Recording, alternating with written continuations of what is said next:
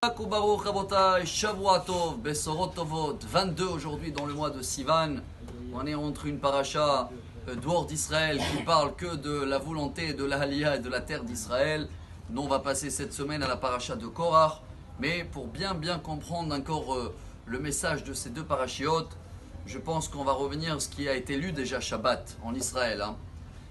C'est pas marqué même pas une fois dans la Torah que ces explorateurs devaient explorer la terre d'Israël. C'est pas marqué Meragelim. Quand la Torah elle veut parler des explorateurs, on a donné l'exemple de Yosef. Yosef a accusé ses frères comme des explorateurs, car un espion, un explorateur, il vient voir ce qui va pas. Mais un touriste, voilà le mot qui revient dans la paracha non-stop, Veyaturu et Eretz Kenaan. Donc Dieu les a demandé d'être des touristes, de profiter, de raconter que de bien. Ils ont mal compris leur mission.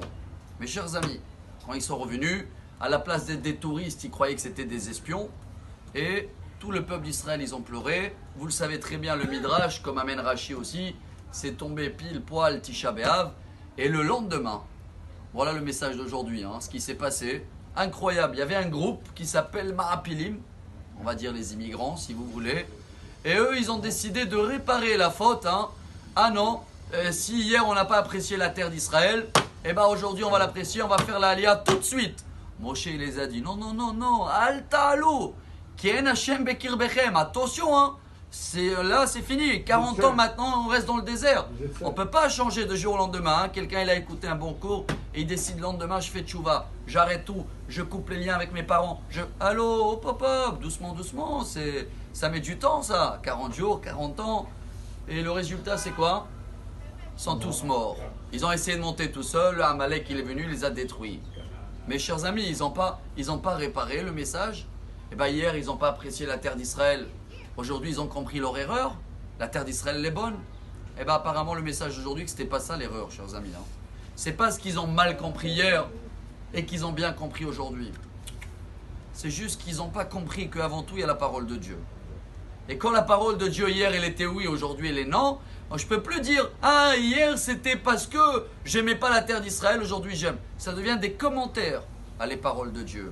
Si Dieu nous demande de mettre une mezouza, ça c'est le lien dans la paracha de cette semaine également.